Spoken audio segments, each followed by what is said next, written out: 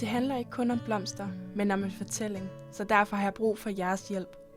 Mit navn er Freja Christiansen, jeg er 20 år gammel og er i gang med at uddanne mig som blomsterdekoratør. Jeg vil gerne snakke med jer om noget, de færreste tør at snakke om, men vi alle sammen mærker dybt, når livet rammer os.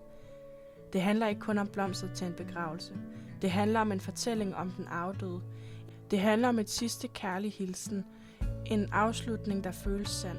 En afsked, der fortæller en historie om et liv, som fortjener at blive hyldet med nærvær. Nærvær kan være mange ting. Nærvær kan være naturen, da den har så smukt livscyklus. Lige meget hver årstid den er i, har den altid noget smukt i sig.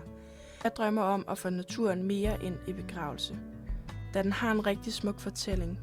Når alt visner og bliver mørkt, skal vi huske på, at det altid bliver lyst og blomstrer igen. Det er ligesom livet. Vi skal huske på at nyde det, mens man kan.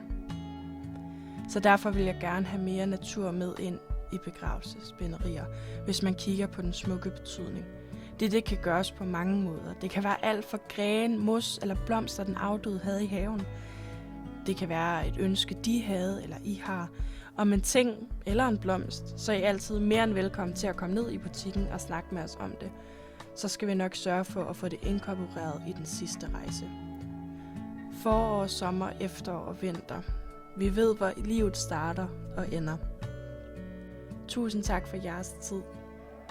Jeg håber, min fortælling giver jer et indblik på mine tanker bag mit projekt. Vil du hjælpe mig videre med min eksamensopgave, må du meget gerne besvare mit anonyme spørgeskema. Det tager kun få minutter, men har en rigtig stor betydning.